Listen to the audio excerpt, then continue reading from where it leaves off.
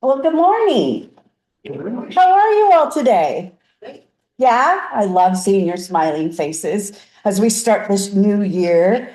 Uh, and a wonderful weekend, right? The weather, the fog was rolling in, and now it seems like it's rolled out again. Oh no, it's still there. Yesterday, when I was leaving here after our visioning workshop, it was super foggy in Fort Bragg. And then as I hit outside of Fort Bragg, at Gibney Lane, the sun was shining through. And I thought, isn't it wonderful that we live in an environment where we can get all of the seasons, right? We can get winter, we can get summer, we can get spring, we can get fall. You just have to drive a few miles. What's that? Not very often is there snow, but I have been here when it snowed. And boy, I tell you, that was the best time as a kid to wake up and realize there was snow outside on the coast. Oh, it was so much fun. So much fun. You know, the land teaches us so much, right?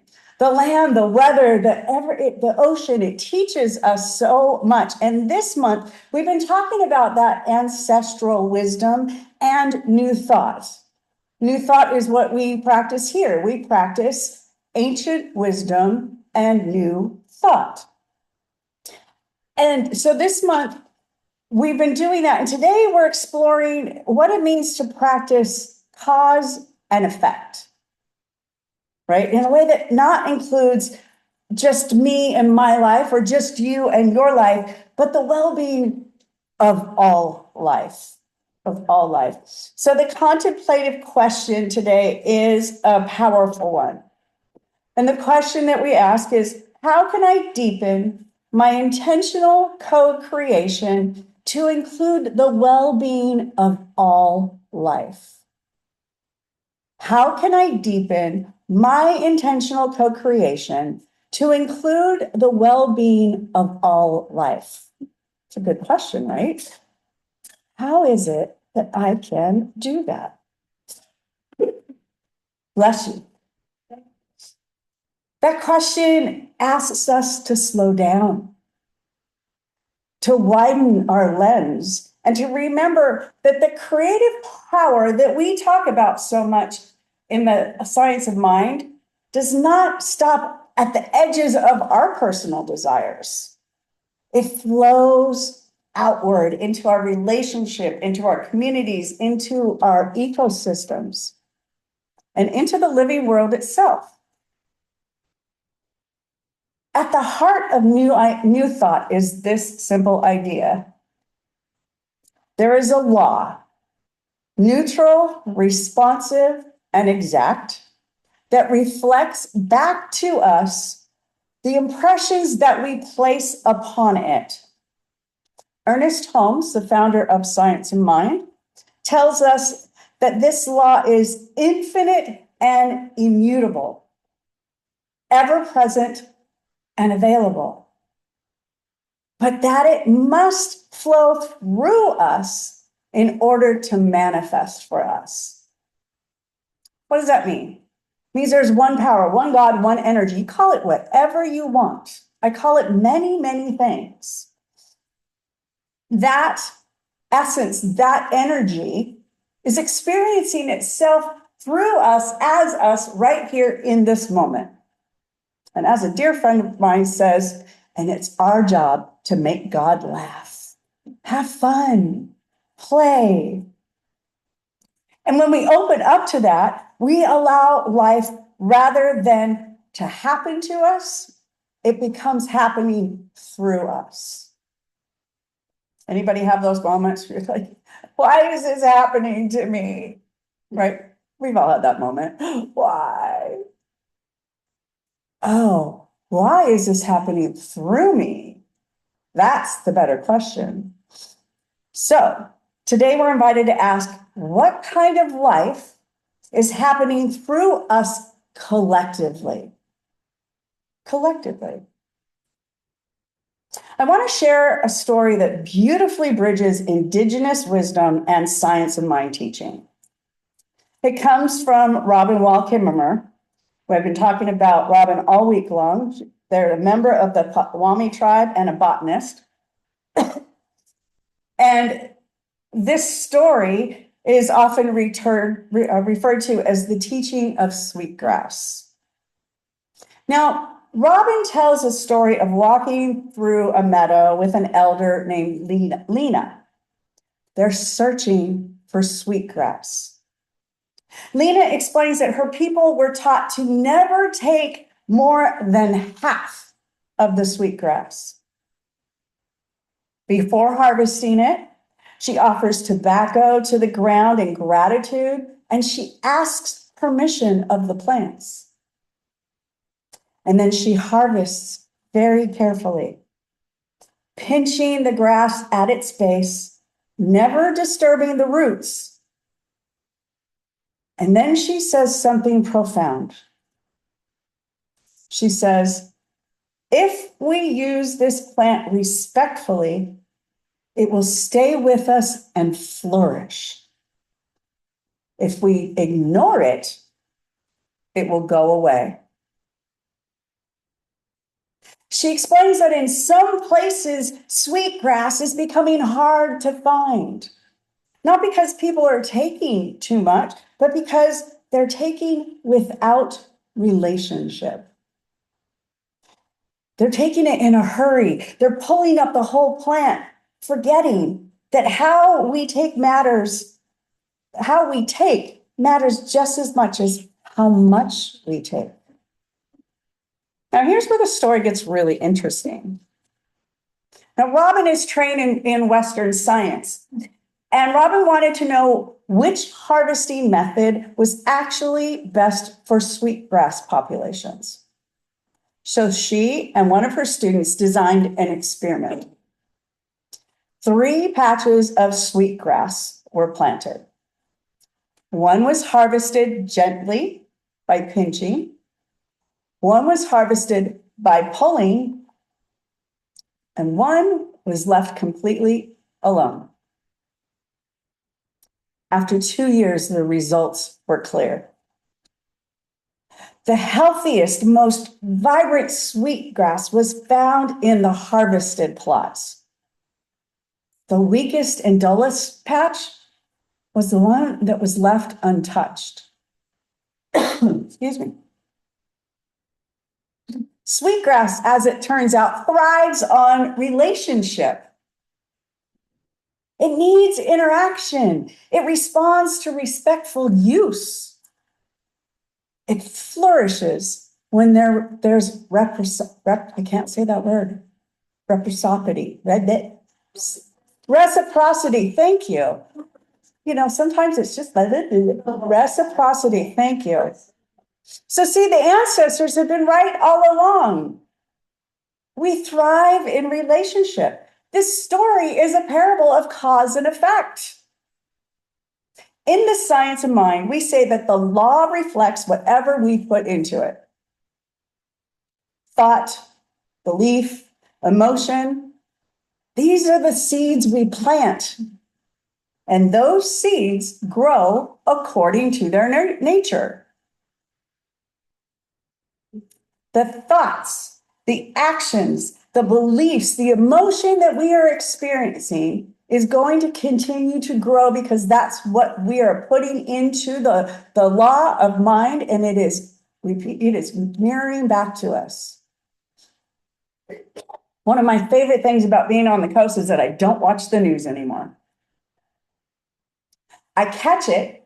I'll catch the headlines. I'll find out what's going on in the world so I can do my prayer work. So I can write letters that I feel are important, so I can stand in community with the community. I want to be aware of what's going on in the world, but I don't want to get sucked into it. I don't want to get sucked into it. During COVID, when we had to go home, I had to go work from home. I was in my office. I was in my home office. I was working from home. My husband was going to work in empty office buildings. It was just the construction workers and a few people allowed on each floor at a time. But what I found by watching the news and paying attention to all these people that were getting sick and dying was that I got really afraid. I got really afraid to be around people. I didn't want to go outside. I wanted everything that came from the grocery store to be wiped down in the garage. I became paranoid. And when I realized this, I thought, oh, wait, hold on. I had to turn off the news. I have to remember that, well, one person may have died today, or 1,000 people may have died today. Billions didn't. Billions didn't. And there are scientists working to help us. I had to focus on the good in the world to get myself out of that fear that I was sitting in. Sweetgrass teaches the same principle, but with an expanded awareness. It's not just what we do that matters, it's how we do it and whether we remain in relationship. When we engage consciously, when we show up in gratitude, respect, and intention, life responds with vitality. When we ignore or neglect or act without awareness, even with good intention, life withers. This applies not only to plants, but to relationships, communities, even institutions, even our spiritual practice. In The Science of Mind, Ernest Holmes teaches divine co-creation. We're not passive recipients of life. We are the active participants in that creative process. Every thought we dwell on becomes a cause. Every belief we nurture plants a seed. Every choice we make presses into the law, and the law says yes. The law says yes. It doesn't say no. It doesn't go, nah, you don't really want that. The law says yes. This is not about blame or judgment. The law doesn't punish, it just simply reflects. And here's where the Sweetgrass story stretches us a little. Because co-creation isn't just personal, it's collective. Our thoughts and choices don't only shape our experience, they shape the conditions in which others live and grow and breathe. They shape the social field, the natural world, the future. And the question then becomes, are we creating in a way that allows life to flourish or to just merely survive? The indigenous wisdom in this story reminds us that relationship is not optional. We are always in relationship with the land, with each other, with spirit, the divine one. And when relationship is honored, there's abundance. When it's ignored, there's scarcity. And this aligns beautifully with Centers for Spiritual Living global vision, a world that respects and honors the interconnectedness of all life, where this kinship prospers and connects through spiritual wisdom. That's what our teaching centers all over the world are striving towards. That's our vision. It's not poetic language. It's a spiritual mandate. We have to be this in order to create a better world.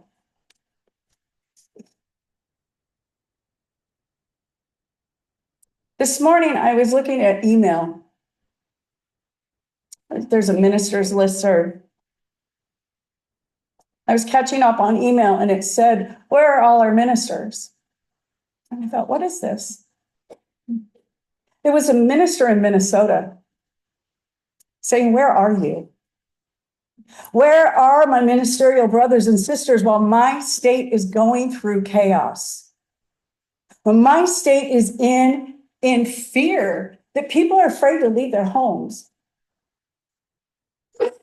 Where is our support for us?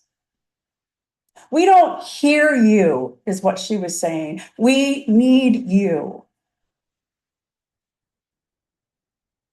And the blood kind of dropped out of my head like it is right now.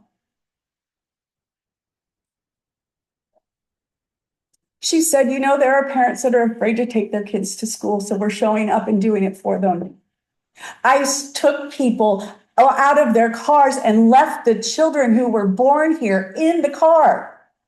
And we've been going and collecting those children and bringing them into our homes and telling them that they're going to be okay and loving them as best they can while they're afraid.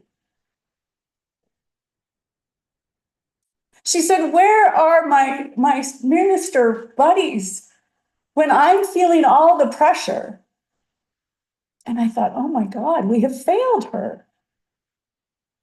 In fact, a lot of ministers have said, we didn't even know there was a CSL community there. They weren't being very interactive with the ministers community. Thank you for letting us know that you're there. What can we do for you?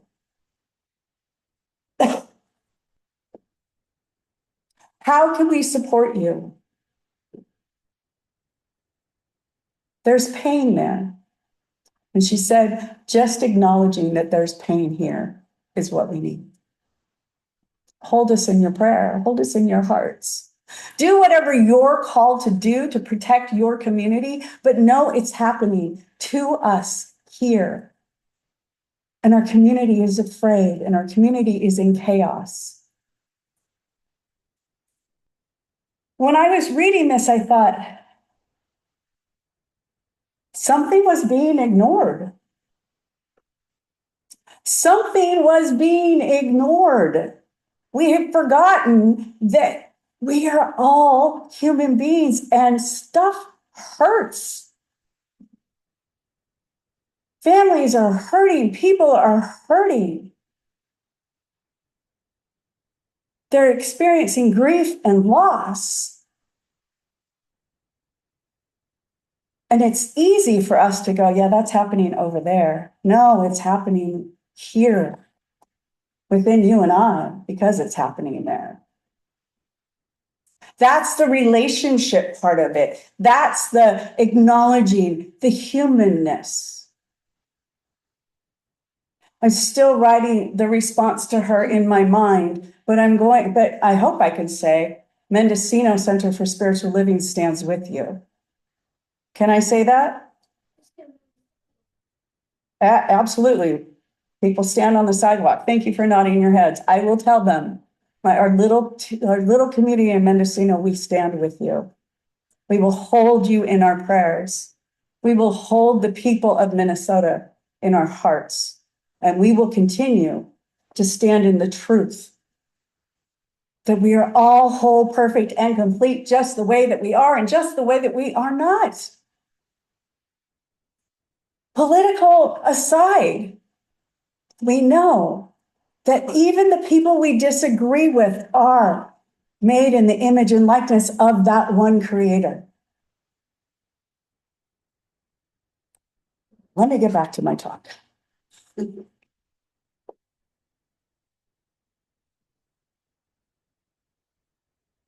This is what it looks like in daily life. And while it might not look like including the natural world in our prayers, not as an afterthought, we need to do that we need to include the natural world as a sacred participant.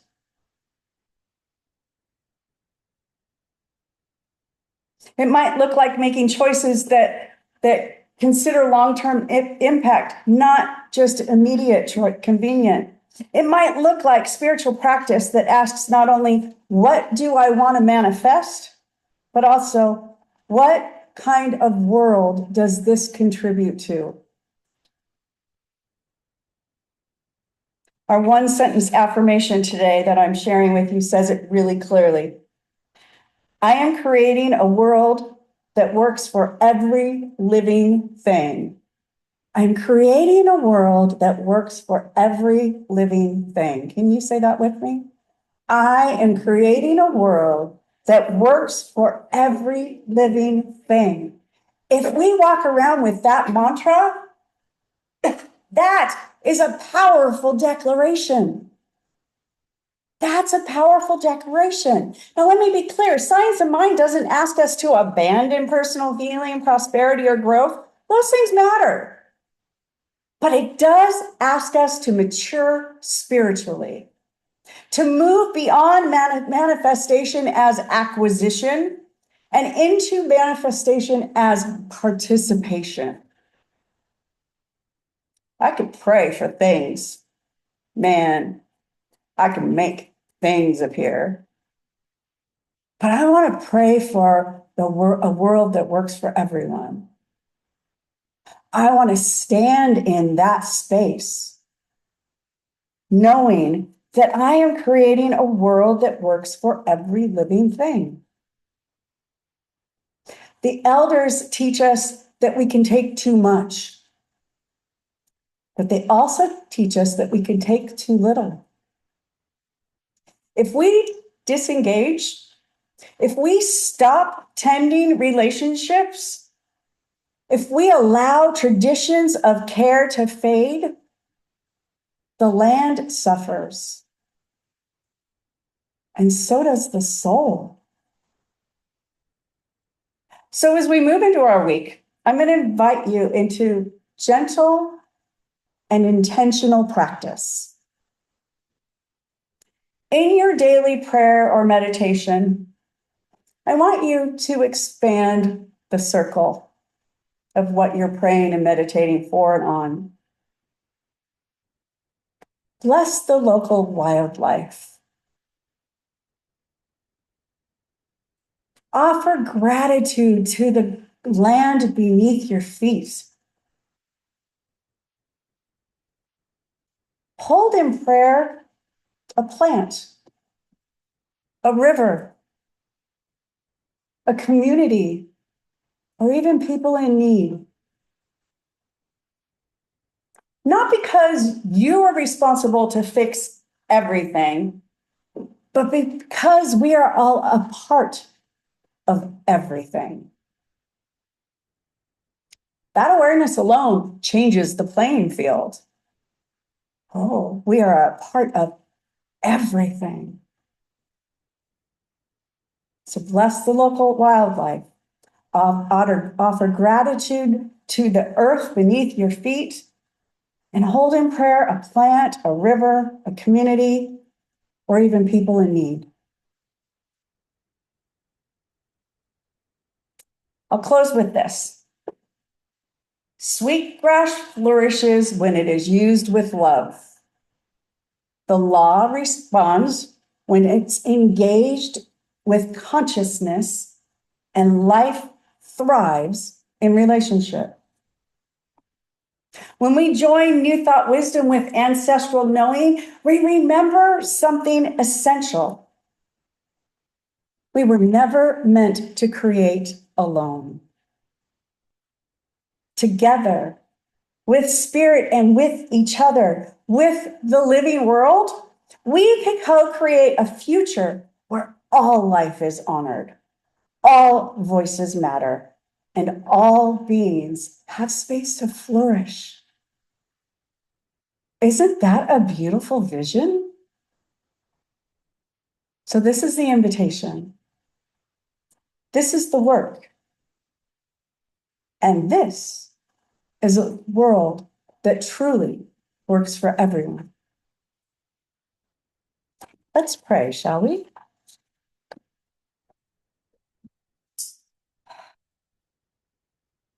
Knowing that there is one source, one power, one presence, one energy that is moving in, through, and around us, experiencing itself as each one of us. We know that it is here. We know that it is a part of who we are, and we know that it is love.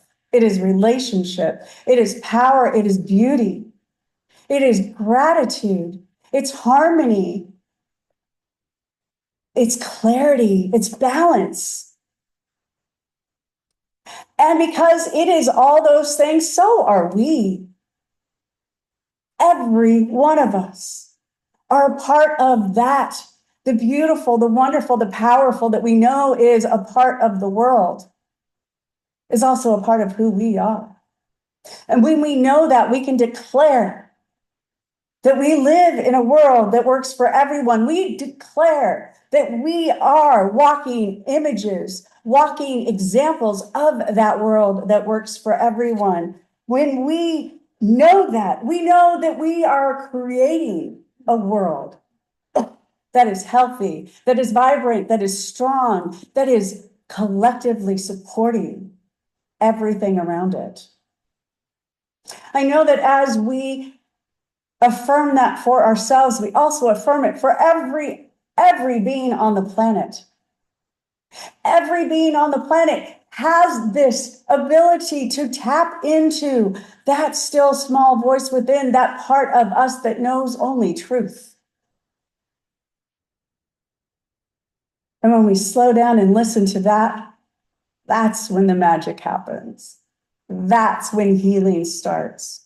That's when the dams of abundance just fall away and abundance flows.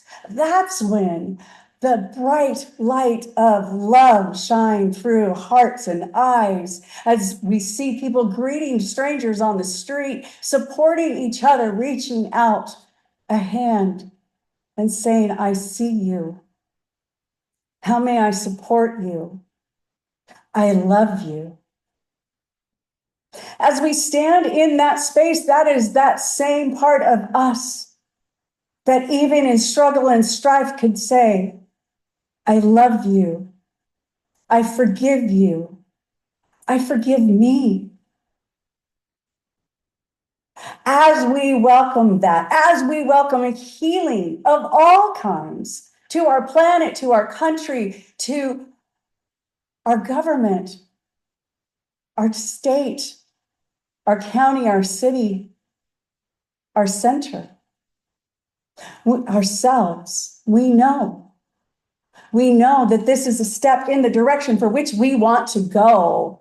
We get to allow God to celebrate life through us and as us. And I am grateful for these teachings. I am so grateful for the knowledge that I get to be a part of this, that I get to be a part of the solution, just as you get to be a part of the solution. We're not bystanders. We are the answer. We are the answer. And with gratitude, I know this to be true. With gratitude, I celebrate this as truth. And I just simply release this word into that law, knowing that the law says yes, yes, yes. And before these words were even spoken, Spirit was saying, I got it. I got you. I'm going to take that. I'm going to run with it. And I'm going to help with you co-create a world that is bigger and better than you could have ever imagined. And if you resonate with that, if you can join me in this prayer, if this sings to you in any way whatsoever, will you simply help me by anchoring this prayer by simply saying, and so it is. Thank you.